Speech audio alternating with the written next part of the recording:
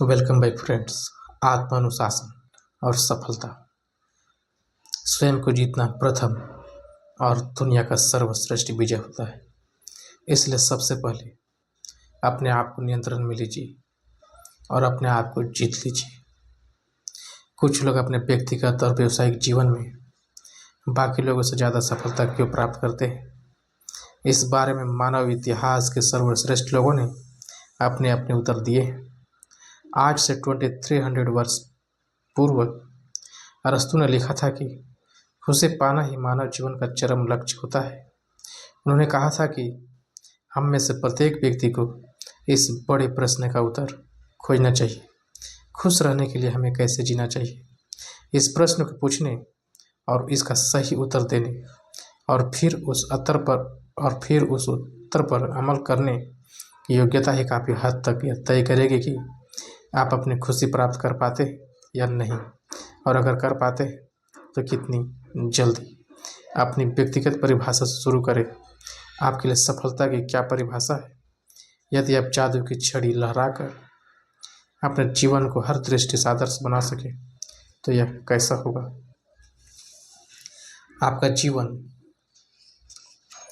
यदि सभी दृष्टि से आदर्श बन चुका है तो यह कैसा होगा?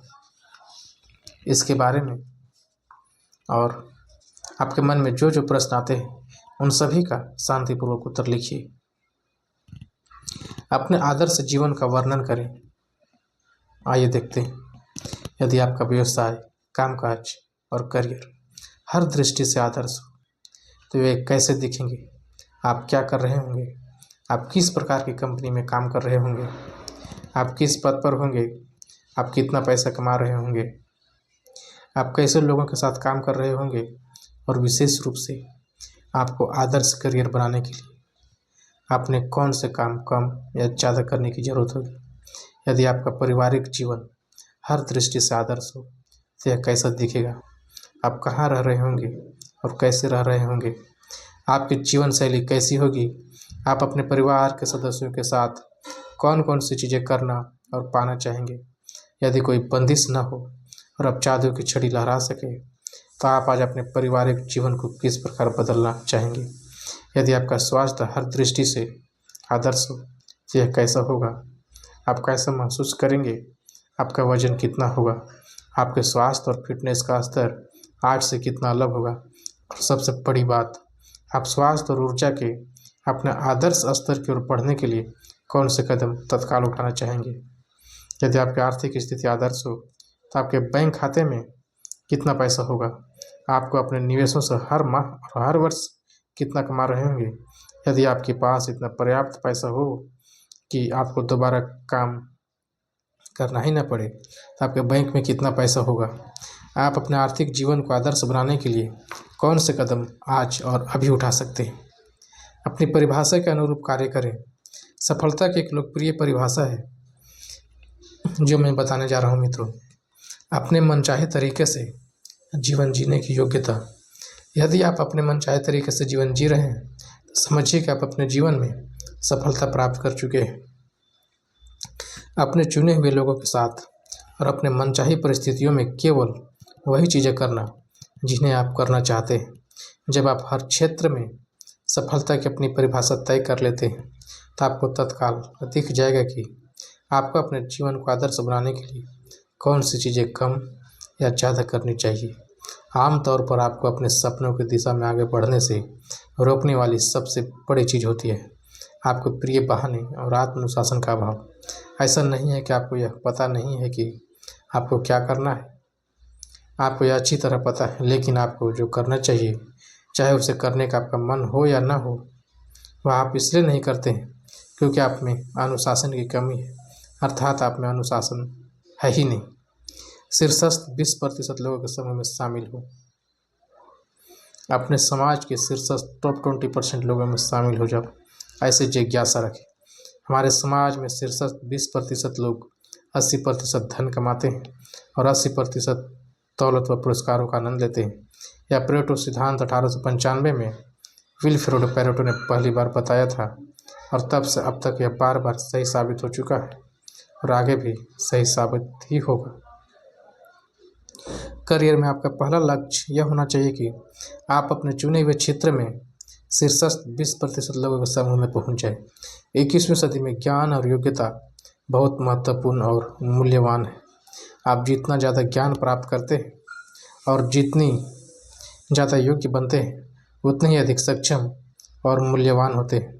जैसे जैसे आप अपने काम में बेहतर होते जाते हैं आपकी आमदनी कमाने की क्षमता भी बढ़ती जाती है, चक्रवृद्धि ब्याज की तरह।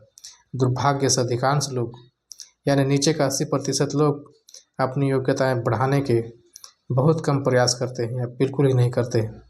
जेफरी कोल्विन की 2009 में प्रकाशित पुस्तक टैलेंट इज ओवररेटेड के अनुसार अधिकांश लोग नौकरी के पहले साल में अपना काम सीखते हैं और उसके बाद वे कुछ भी नहीं सीखते। हर क्षेत्र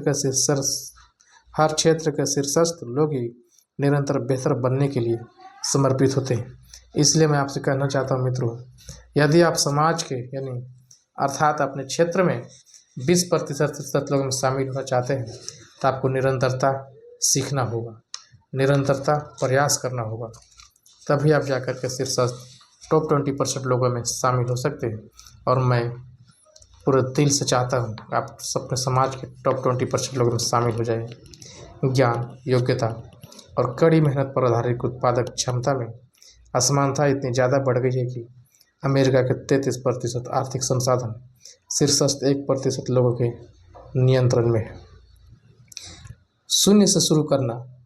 मित्रों, आप आज चाहे जहाँ भी हो अभी के अभी शुरू कर दीजिए। आप शून्य पर ही क्यों न हो, अभी शुरू कर दीजिए ताकि आप एक एक कदम आगे बढ़ते रहिए। रोचक बात यह है कि जीवन में हर व्यक्ति की शुरुआत लगभग एक जैसी होती है, या बहुत कम या कुछ नहीं से शुरू करता है। अमेरिका और पूरे संसार के लगभग सभी अमीर लोग अपने दम पर अमीर बने हैं। इसका मतलब है कि अधिकांश लोगों ने शून्य या बहुत थोड़े से अपना करियर शुरू किया और अपनी सारी धन दौलत खुद बनाई। अमेरिका के लगभग सभी सबसे अमीर लोग पहली पीढ़ी के अरबपति हैं, जैसे कि Bill Gates, Warren Buffett, Larry Ellison, Michael Dell और पॉल एलन। 80% लखपतियों और करोड़पतियों ने बहुत कम पैसों से अपना करियर शुरू किया।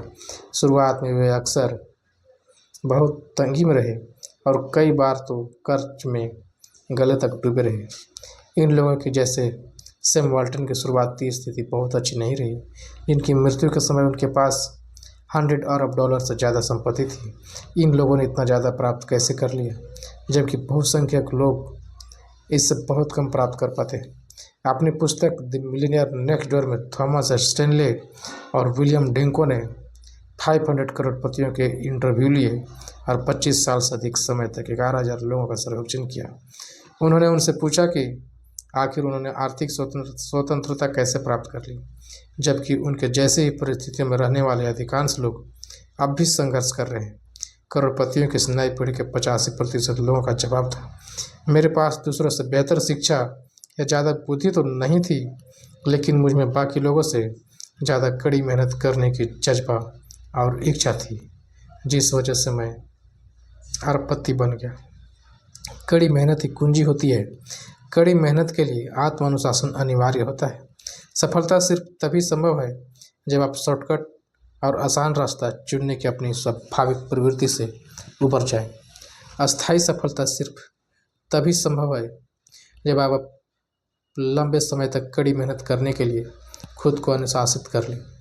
जैसा मैंने प्रस्तावना में बताया था, एक दिन एक सफल सेल्समैन ने मुझे बताया कि शीर्षस्थ 20% सेल्स पीपल 80% पैसे कमाते हैं। यह बात मैंने पहले कभी नहीं सुनी थी। इसका मतलब था कि नीचे के 80% लोग अर्थात 80% सेल्स पीपल को बचे हुए 20% पैसों में ही संतोष करना पड़ता है।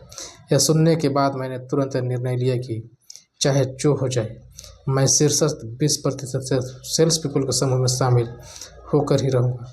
इस निर्णय ने मेरा जीवन बदल दिया मित्रों।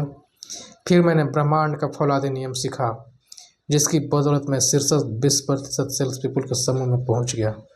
यह फौलादी नियम था कारण और परिणाम का नियम, या बोने और काटने का नियम। यह नियम कहता है कि हर परिणाम के पीछे एक या कई निश्चित कारण होते हैं। यह नियम कहता है कि यदि आप किसी क्षेत्र में सफलता प्राप्त करना चाहते हैं तो आपको सबसे पहले तो यह पता लगाना चाहिए कि उस क्षेत्र में सफलता कैसे प्राप्त की जाती है। फिर आपको उन योग्यताओं और गतिविधियों का बार बार तब तक अभ्यास करना चाहिए जब तक कि आपको भी वही परिणाम न मिलने लगे। एक और नियम पर गौर करें, यदि आप भी वही करते हैं जो अन्य सफल लोग बार बार करते हैं तो कोई भी चीज़ आपको अंततः उनके समान पुरस्कार पाने से नहीं रोक सकती। दूसरी ओर यदि आप वही काम करते हैं जो सफल लोग बार बार करते हैं तो आप भी सफल हो जाएंगे।